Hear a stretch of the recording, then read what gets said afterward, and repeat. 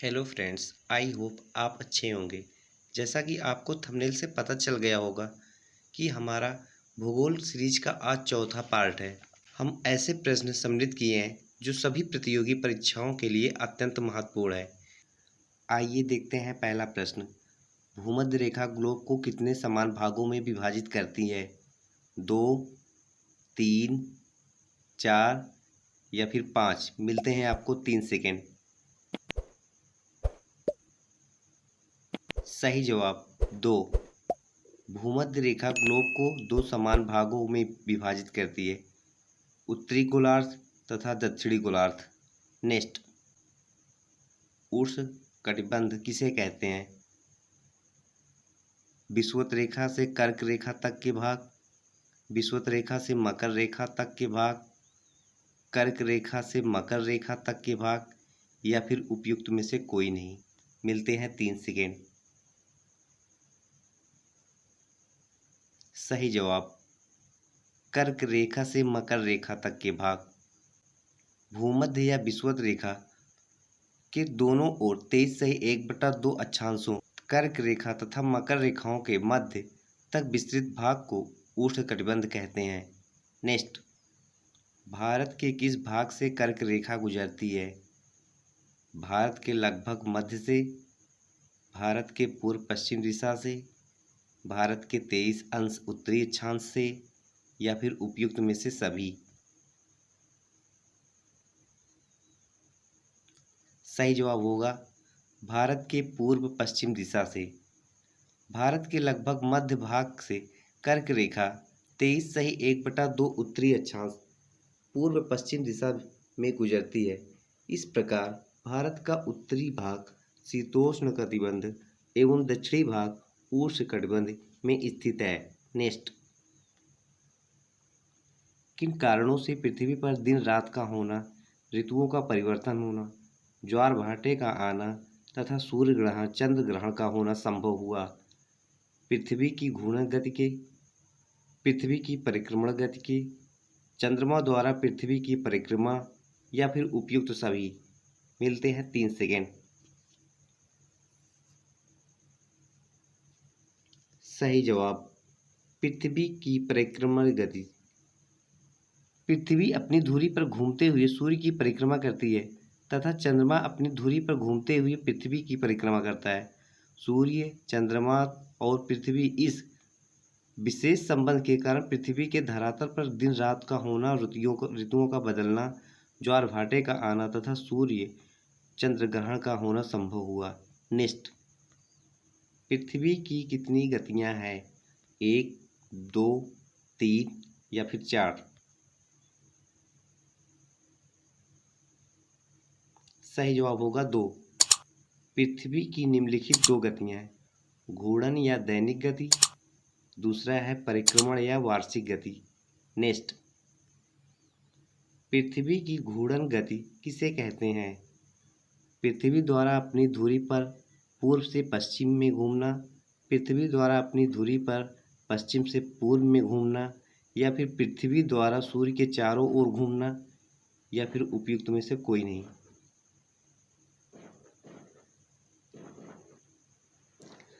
सही जवाब पृथ्वी द्वारा अपनी धुरी पर पश्चिम से पूर्व में घूमना। नेक्स्ट, पृथ्वी एक कल्पित धुरी पर सदैव पश्चिम से पूर्व दिशा में उत्तरी के प्रक्षेप में घड़ी की सुई दिशा विपरीत दिशा में लट्टू की भांति घूमती है। पृथ्वी की इस गति को घूर्णन अथवा आवर्तन गति कहा जाता है। नेक्स्ट, दैनिक गति किसे कहते हैं? पृथ्वी द्वारा अपनी धुरी पर लगाया जाने वाला एक चक्कर, पृथ्वी द्वारा सूर्य के चारों ओर लगाया जाने वाला एक चक्कर, या फिर ए बी दोनों, या फिर इनमें से कोई नहीं?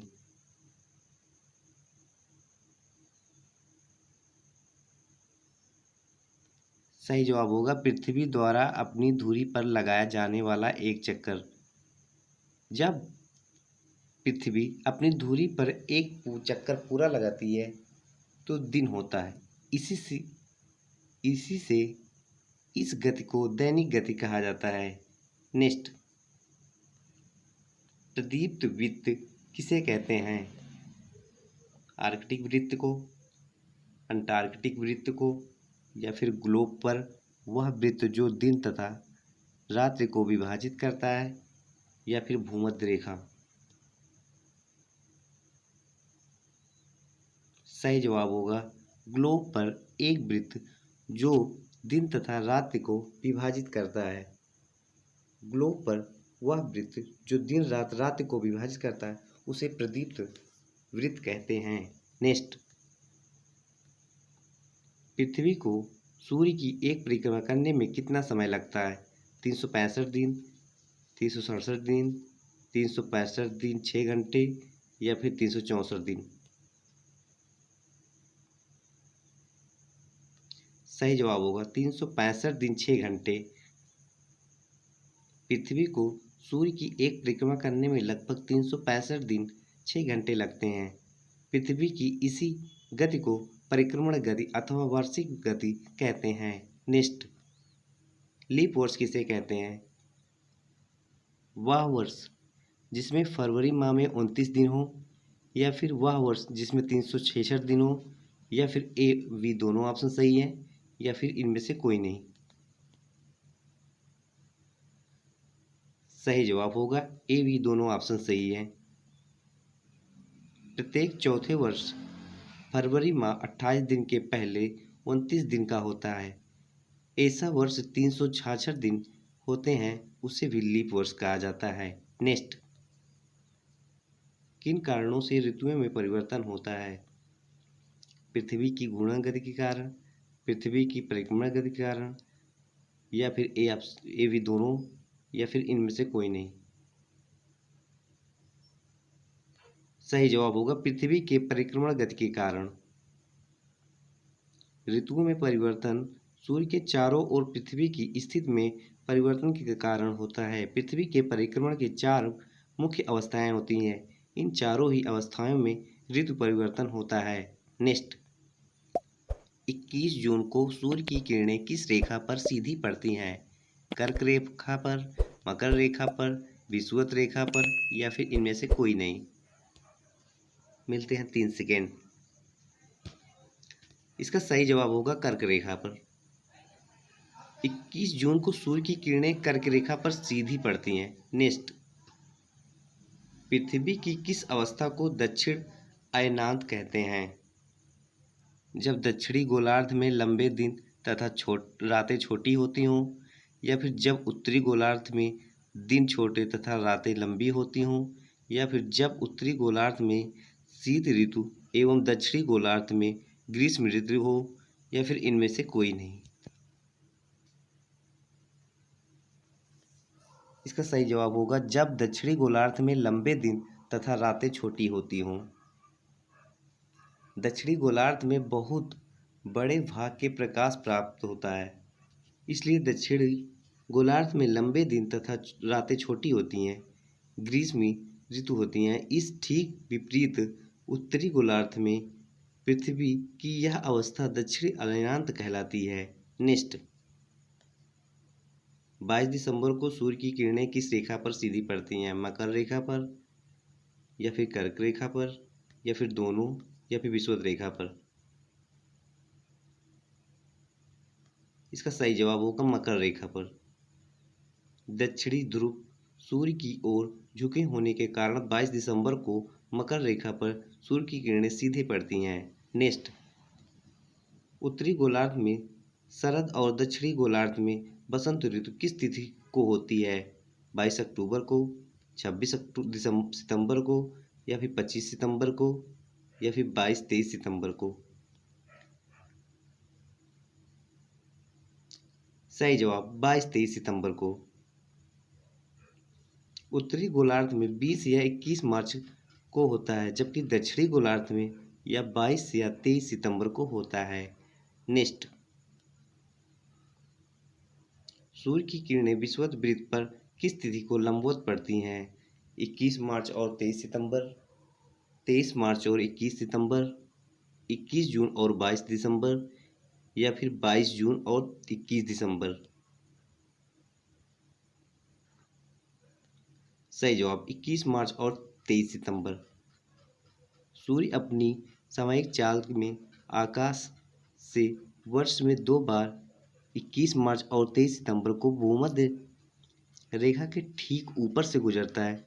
इन दिनों भूमध्य रेखा पर सूर्य की किरणें पृथ्वी की सतह के एकदम लंबवत पड़ती है। नेक्स्ट, चंद्र दिवस की अवधि कितनी होती है? 24 घंटे, 23 घंटे, 23 घंटे 40 मिनट या फिर 24 घंटे 40 मिनट। सही जवाब 24 घंटे 40 मिनट। 24 घंटे 40 मिनट का वह समय जिस दौरान चंद्रमा की सीध में पृथ्वी पर स्थित बिंदु पुनः एक बार घूमकर चंद्रमा के ठीक नीचे उस बिंदु पर पहुंचता है, चंद्र दिवस कहलाता है। नेक्स्ट, नक्षत्र माह क्या है? एक माह में विभिन्न नक्षत्रों की गतियां चंद्रमा द्वारा पृथ्वी का चक्कर लगाने में लगा समय, चंद्रमा द्वारा पृथ्वी का चक्कर लगाने में लगा समय या फिर बी और सी दोनों ऑप्शन। सही जवाब चंद्रमा द्वारा पृथ्वी का चक्कर लगाने में लगा समय। अपने दीर्घवृत्तीय पथ पर चंद्रमा पृथ्वी के परितः चक्कर लगाता है। यह अवधि 27 दिन 7 घंटे 43 मिनट होती है। इसे नक्षत्र माह भी कहा जाता है। Next, Hey there. पृथ्वी से Subscribe to चंद्रमा my का channel. केवल आधा भाग ही क्यों दिखाई देता है? चंद्रमा की परिभ्रमण तथा परिक्रमण अवधि में अधिक अंतर के कारण, चंद्रमा की परिभ्रमण तथा परिक्रमण अवधि में समानता के कारण, सूर्य के प्रकाश के परावर्तन के कारण या फिर उपयुक्त में से कोई नहीं। सही जवाब चंद्रमा की परिभ्रमण तथा परिक्रमण अवधि की समानता के कारण। चंद्रमा की परिभ्रमण तथा परिक्रमण अवधि लगभग समान है, इसलिए चंद्रमा का लगभग आधा भाग ही पृथ्वी से देखा जा सकता है। नेक्स्ट, किसका प्रकाश चंद्रमा के धरातल से परावर्तित होकर पृथ्वी से दिखाई पड़ता है? केवल सूर्य, सूर्य एवं चंद्रमा, सूर्य एवं पृथ्वी या फिर सूर्य चंद्रमा पृथ्वी तीनों। सही जवाब सूर्य एवं चंद्रमा। सूर्य का प्रकाश चंद्रमा के धरातल से परावर्तित होकर पृथ्वी से दिखाई पड़ता है। नेक्स्ट, चंद्रमा की कला किसे कहते हैं? चंद्रमा के प्रकाशित भाग का घटना या फिर चंद्रमा के प्रकाशित भाग का बढ़ना, ए बी दोनों या फिर इनमें से कोई नहीं। सही जवाब ए बी दोनों ऑप्शन सही हैं। चंद्रमा की गोल आकृति के कारण ही लगभग आधे भाग पर सूर्य का प्रकाश पड़ता है, शेष आधा भाग अंधकारमय रहता है। यही कारण है कि उसके केवल प्रकाशित भाग को ही घटता या बढ़ता देख पाते हैं। यह आकार कभी हंसिया के समान, कभी अर्ध वृत्ताकार तो कभी पूर्णतः गोलाकार दिखलाई देता है। इसे ही चंद्रमा की कलाएं कहते हैं। नेक्स्ट, सूर्य चंद्र ग्रहण क्यों होता है? सूर्य पृथ्वी एवं चंद्रमा के बीच आ जाती है, पृथ्वी सूर्य और चंद्रमा के बीच आ जाती है, चंद्रमा पृथ्वी और सूर्य के बीच आ जाती है, या फिर चंद्रमा पृथ्वी और सूर्य समकोण पर स्थित होते हैं। सही जवाब होगा पृथ्वी सूर्य और चंद्रमा के बीच आ जाती है। जब पृथ्वी सूर्य एवं चंद्रमा के बीच में अवस्थित होती है तो चंद्रमा पर सूर्य का प्रकाश प्राप्त नहीं हो पाता है, बल्कि यह पृथ्वी की छाया चंद्रमा पर पड़ने लगती है, तो इसे ही चंद्र ग्रहण कहते हैं। नेक्स्ट, चंद्र ग्रहण कब घटित होता है? अमावस्या के दिन, पूर्णिमा के दिन या फिर कृष्ण एकादशी या फिर उपयुक्त सभी। सही जवाब होगा अमावस्या के दिन। सूर्य की परिक्रमा के दौरान जब पृथ्वी चांद और सूर्य के बीच में आ जाती है तब चंद्र ग्रहण लगता है। नेक्स्ट, सूर्य ग्रहण कब घटित होता है? पूर्णिमा को, शुक्ल एकादशी, अमावस्या, कृष्ण एकादशी। सही जवाब अमावस्या को।